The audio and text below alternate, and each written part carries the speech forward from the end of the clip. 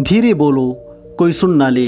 ये बात अक्सर आपने सुनी होगी और कभी ना कभी आपके मुंह से भी निकली होगी, लेकिन सोचने की बात यह है कि यह वाक्य कब कब हमारे मुंह से निकलता है और कब कब हमारे कानों में पड़ता है, क्योंकि ऐसे कम ही गुप्त राज होते हैं जो हम दूसरों के कानों में पड़ने नहीं देना चाहते।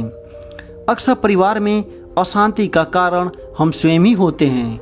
हम इस बात को देख पाएँ भले ना देख पाएँ, पर यह असल सत्य है, क्योंकि जाने अनजाने मूर्खतावश हम खुद ही अपनी बात दूसरे को बता देते हैं जो हमें कभी नहीं बतानी चाहिए, और कई बातें जो जाने अनजाने हमने किसी दूसरे के सामने बता दी थी, वही हमारे दुख का कारण बन जाता है, वही हमारे झगड़े का कारण बन जाता है, और फिर बाद में हमें पछतावा होता है कि मुझे यह बात किसी को बतानी नहीं चाहिए थी।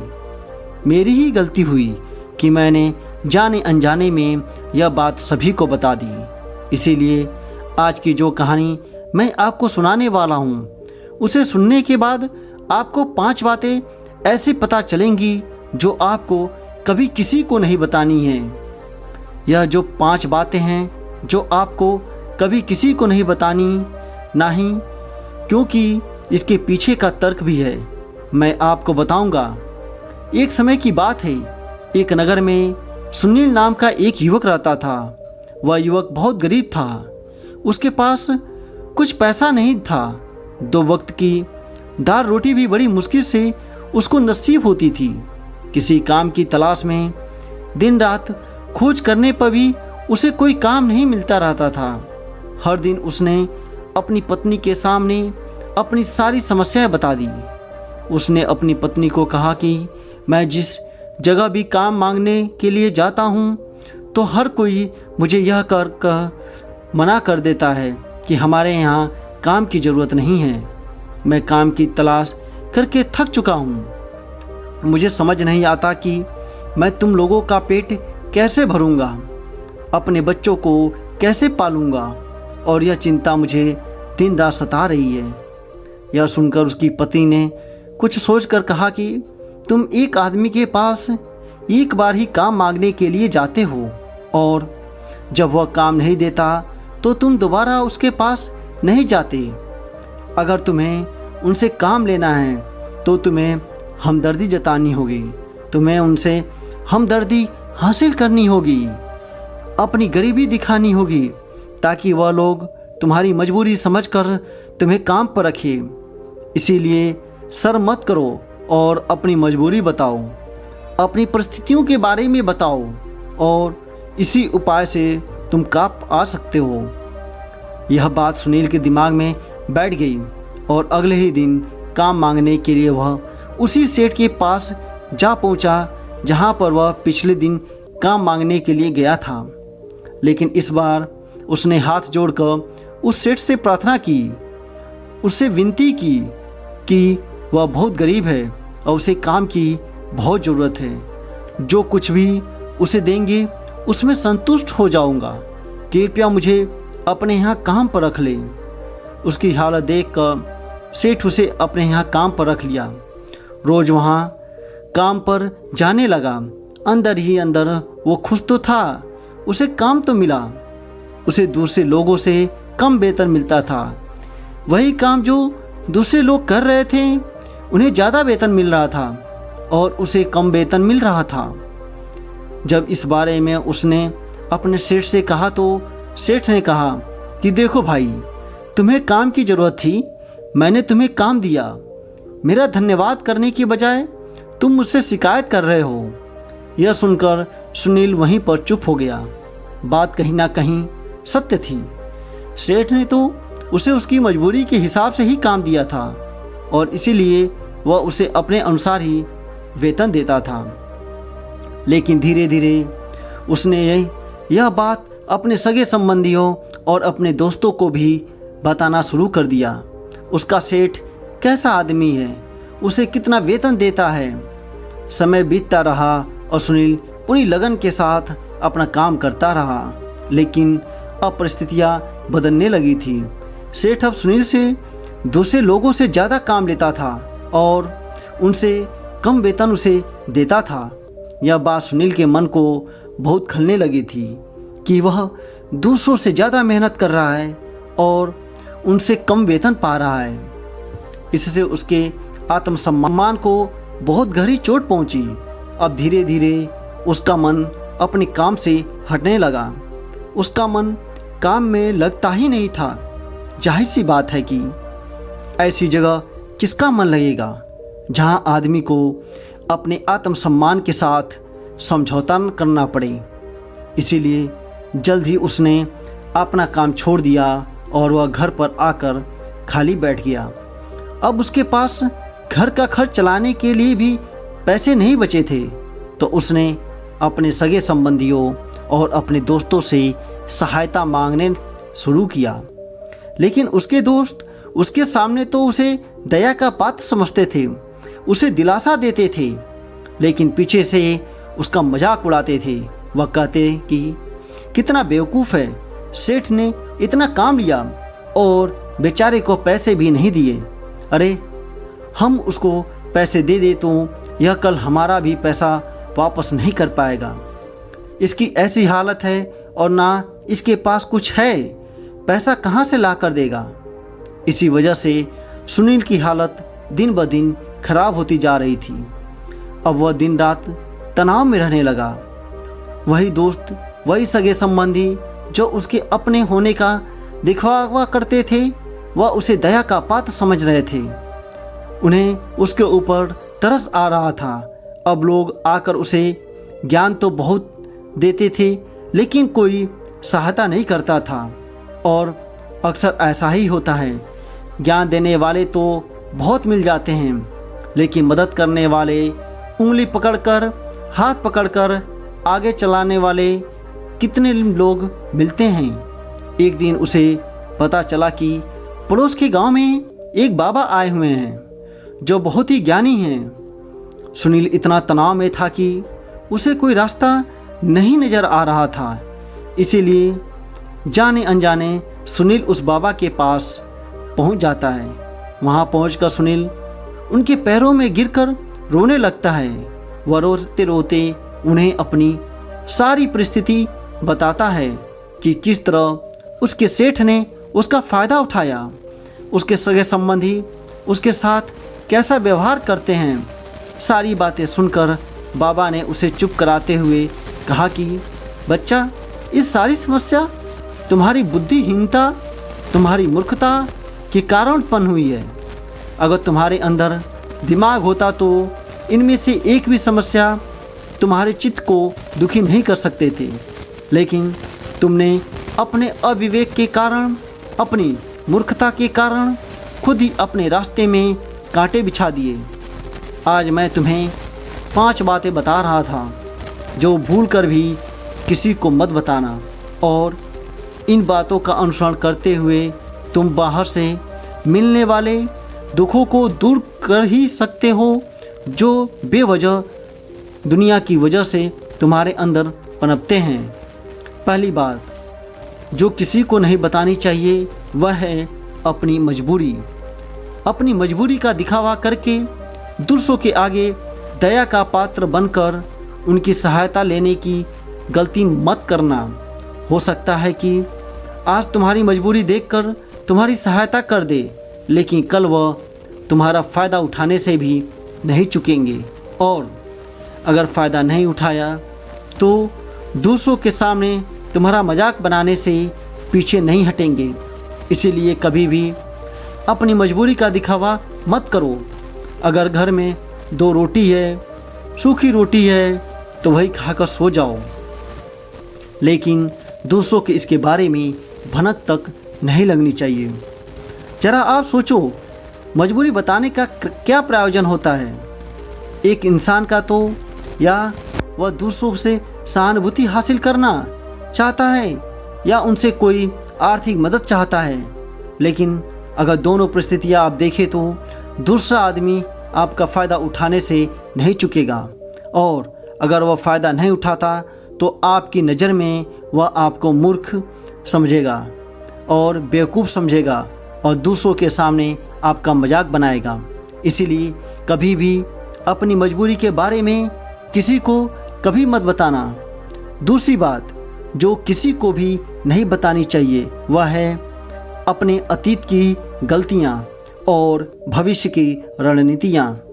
ज़रा सोचो, अगर हम अपने अतीत की गलतियाँ किसी दूसरे को बताते हैं तो उसका क्या प्रभाव होगा? वह गलतियाँ ठीक तो हो नहीं जाएंगी, तो उन्हें बताने का क्या प्रयोजन? आप अपने अंधेरी पक्ष को दुनिया के सामने बता रहे हो, अपनी गलतियाँ दूसरों को सामने बता रहे हो। इससे तो उस आदमी की नज़र में आपका एक चरित्र गठित हो जाएगा और वह भविष्य में हमेशा आपको उसी नज़र से देखेगा। इसीलिए किसी भी आदमी की नज़र में अपना चरित्र गठित मत होने दो और ज़रा सोचो कि आप व्यर्थ में ही अपने भविष्य की रणनीतियाँ दूसरों के सामने बता रहे हो।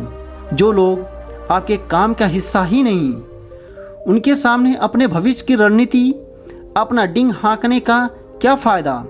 लोग आपकी सहायता तो नहीं करेंगे, लेकिन आपकी भविष्य की रणनीतियों में बाधा बन सकते हैं। आप खुद अपने विवेक इस्तेमाल कीजिए और सोचिए कि आपके साथ भी ऐसा हुआ है कि आपने अपनी भविष्य की रणनीति किसी को बताई हो और वह कामयाब ना हुई हो।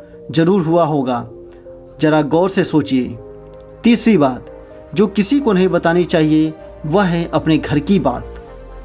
जो भी हमारे घर के अंदर आपस में बातचीत होती है, हमारे माँ बाप के साथ, हमारी पत्नी के साथ, हमारे बच्चों के साथ, वो बातें परिवार तक ही सीमित रहनी चाहिए। और आप इन बातों का दूसरों के सामने ढिढोरा पीटते हो तो दूसरे को आपके घर में घुसने का मौका मिल जाता है और वह इसका फ़ायदा उठाने से कभी नहीं चूकेंगे। वह आपके परिवार के सदस्यों को आपसे दूर लेकर जाने की कोशिश करेंगे।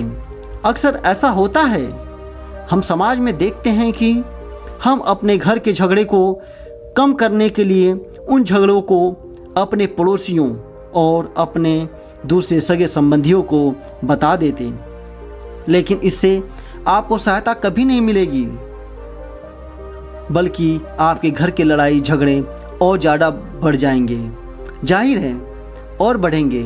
अगर आप अपने माता पिता की बातें दूसरों को बताएंगे तो आपके माँ बाप को बुरा लगेगा ही कि हमारा बेटा हमसे बताए बगैर दूसरे को यह बातें बता रहा है। इसीलिए अपने घर की बातें और अपने घर की लड़ाई झगड़े किसी के सामने मत बताना। अगली बात जो मैं आपको बताने जा रहा हूँ वह तो किसी को नहीं बतानी चाहिए। वह सुनने पर बहुत अजीब लग सकती है, लेकिन उसका सत्य भी मैं आपको एक तर्क के माध्यम से दूंगा। मैं कहता हूँ कि अपनी आमदनी किसी को मत बताना।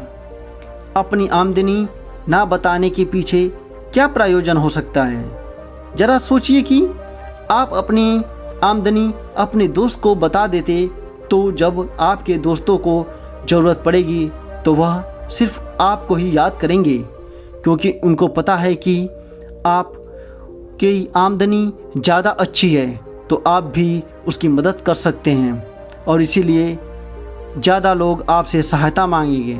और जब आप उनकी सहायता नहीं करेंगे तो सोचेंगे कि इस आदमी के पास पैसा है, मेरी सहायता कर सकता है, लेकिन यह सहायता कर नहीं रहा है, और इसीलिए आपकी आमदनी आप दोनों दोस्तों के बीच झगड़े का कारण बन सकती है।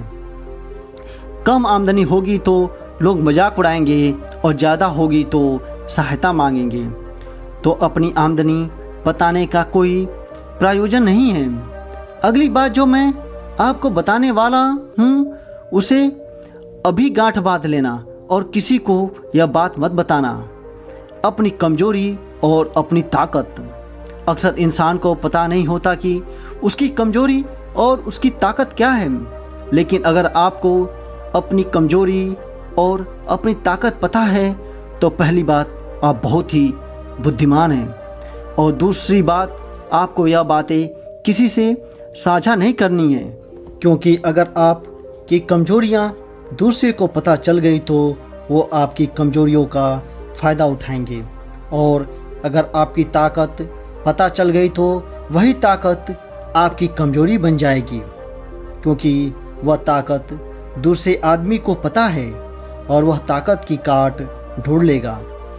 अपनी कमजोरी और अपनी ताकत अपनी पत्नी या अपने पति को भी नहीं बतानी चाहिए, क्योंकि इसके बाद आपको घर में उनसे हमेशा दब कर रहना पड़ेगा।